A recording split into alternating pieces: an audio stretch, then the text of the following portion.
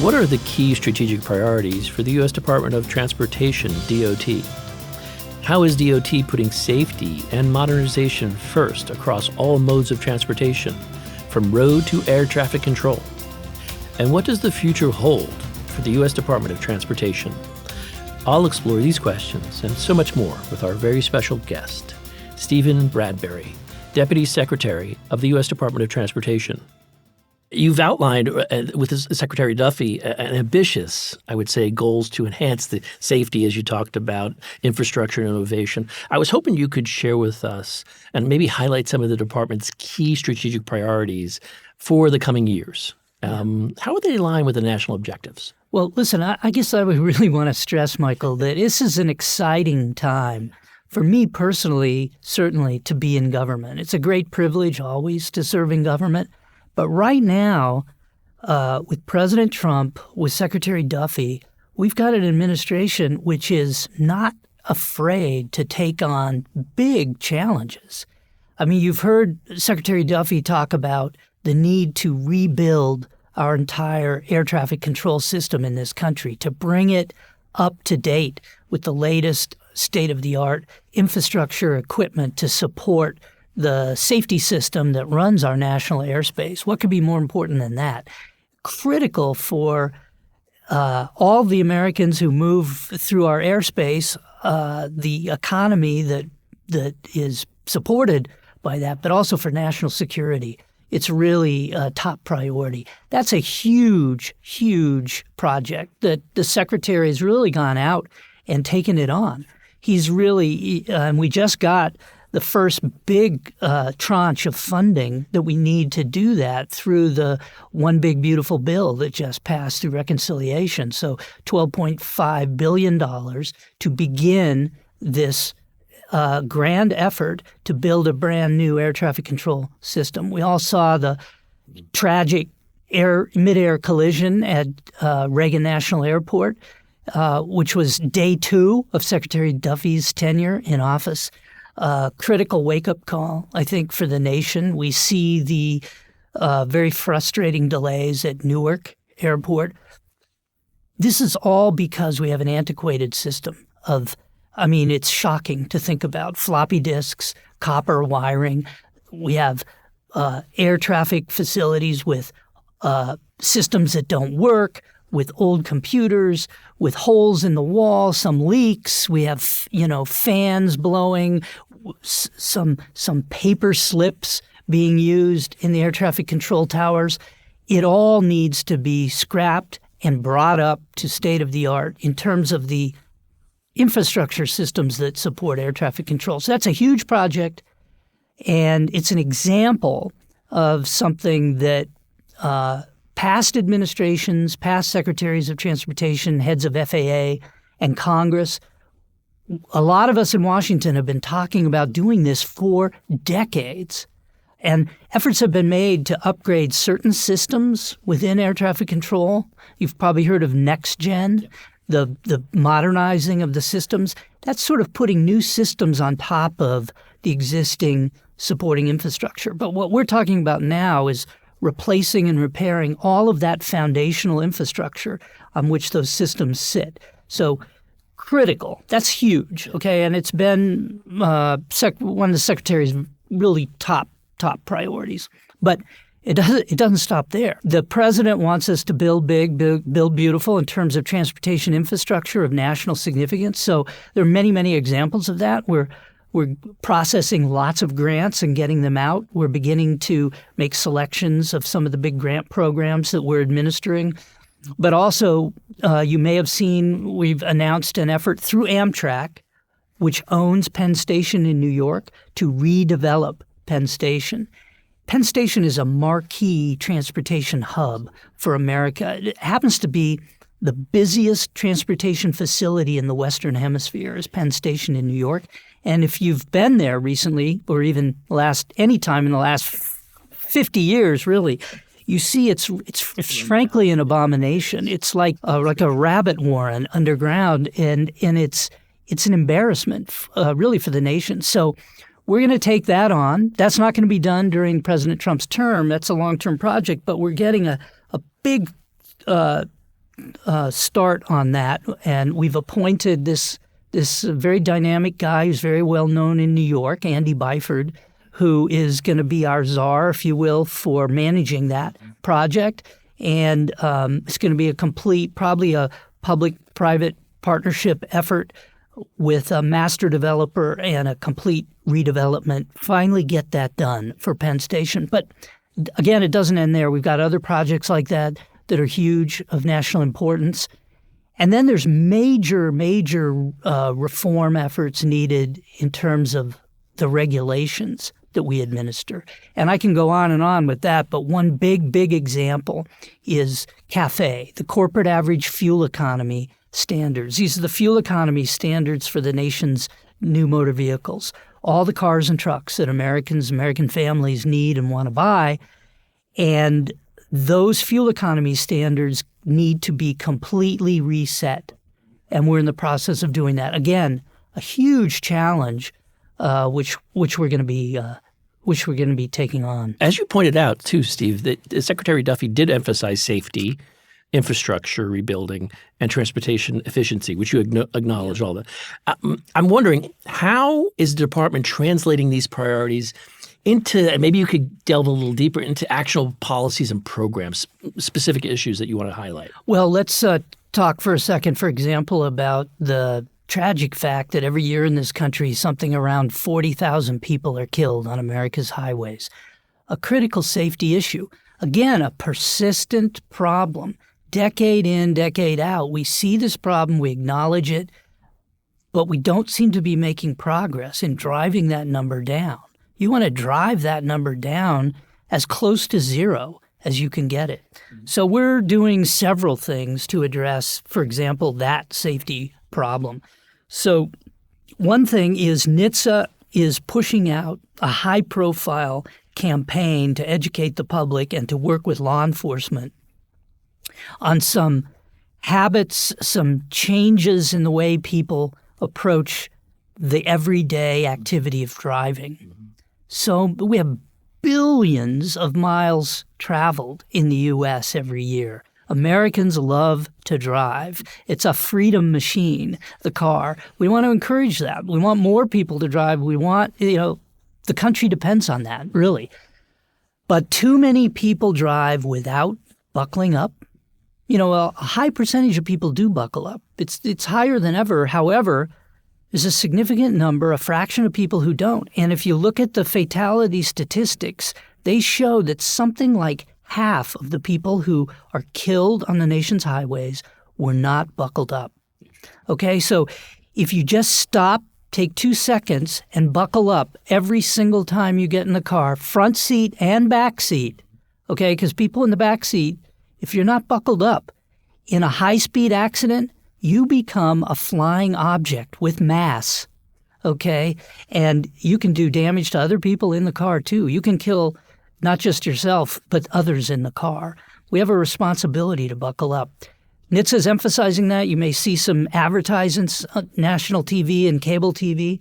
Closely aligned with that is educating people about the critical need not to drive if you've been drinking, smoking marijuana, taking other drugs that affect your ability to control the car. It's a critical thing. We don't want to drive distracted. We don't want to drive angry. We don't want to drive aggressively. Okay, stay calm, stay alert.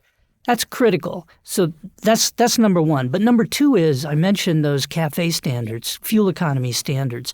That's one way by our regulation, eliminating unnecessary burdens that drive up the cost of new motor vehicles.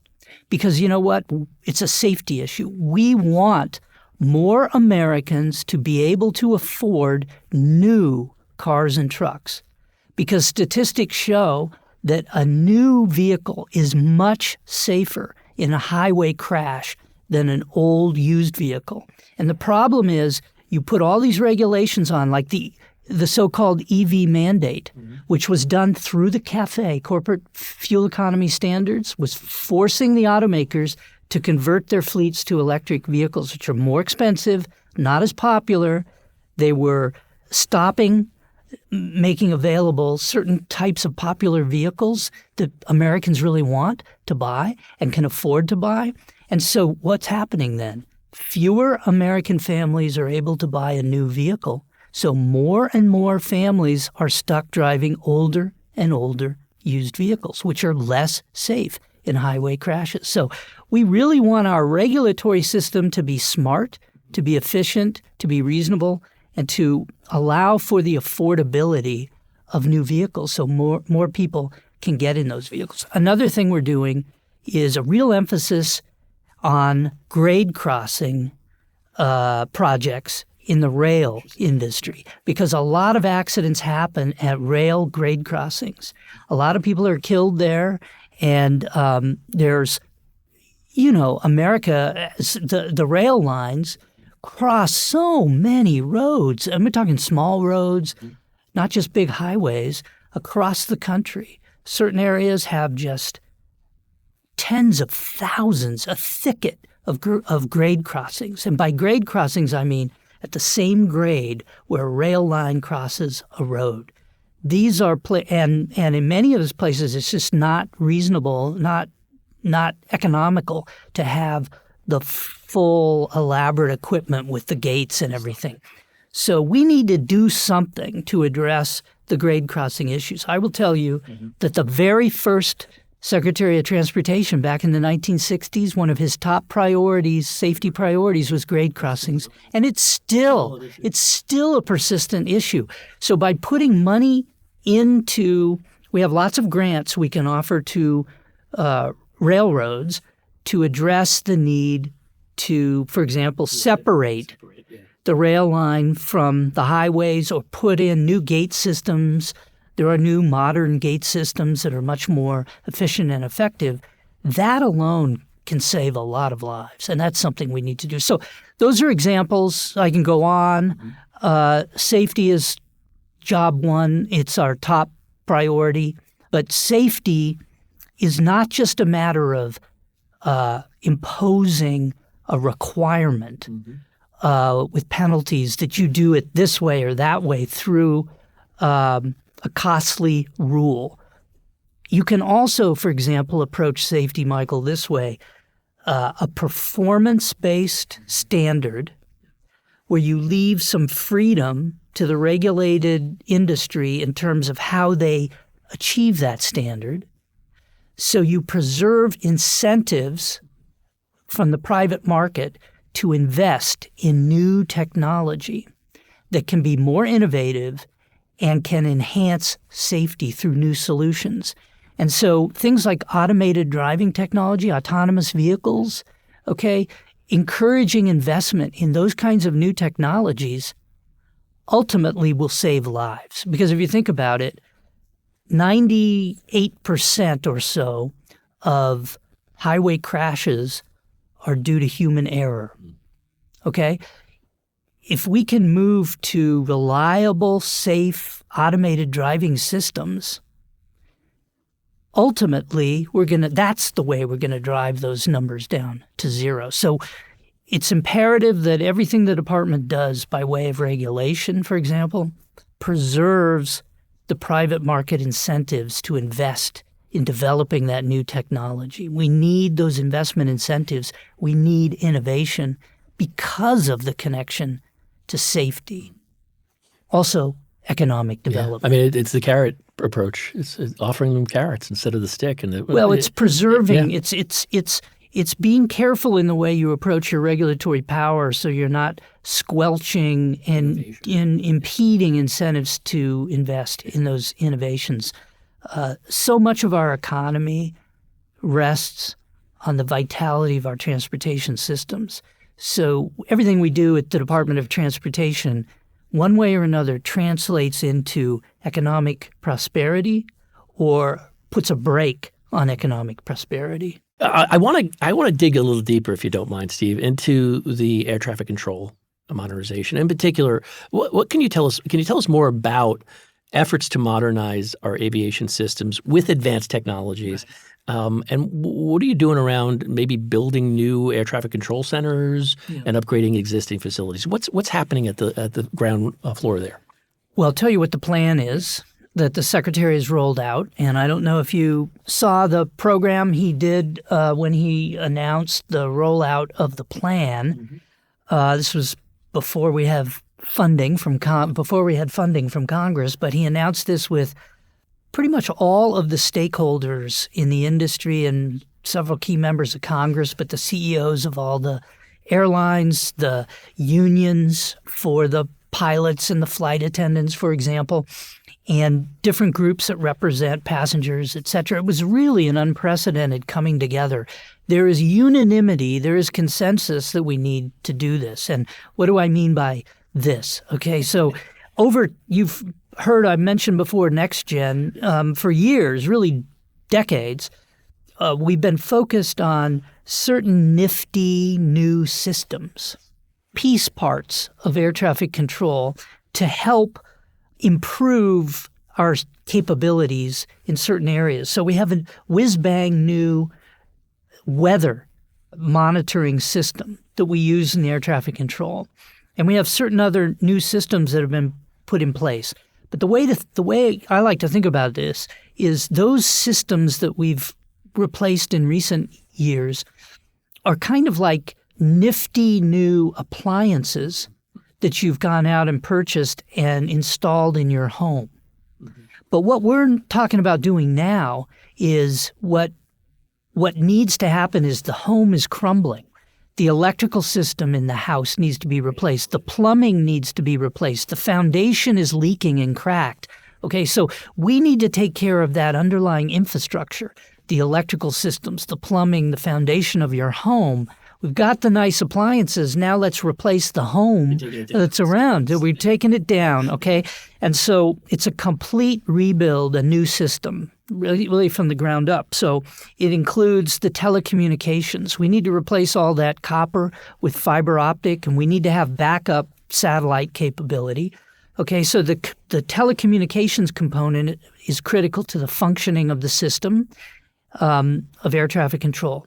Radar, we call that in FAA speak surveillance. So that's multiple different types of radar systems which are critical for air traffic control to function. So the air traffic controllers are monitoring the planes coming in and going out from around the airspace of the airport. That's through radar in the air. Down on the ground, around the runways, the safety of the traffic on the ground among the planes that are taxiing, getting ready to take off and coming in from landing, that's ground surveillance radar. Okay, so we're talking about replacing, upgrading all of the radar systems. Okay, so it's telecommunications, it's radar, and then think about the computer system. Okay, we have, you wouldn't believe it. I don't know if you saw Secretary Duffy's announcement of the ATC rebuild, air traffic control.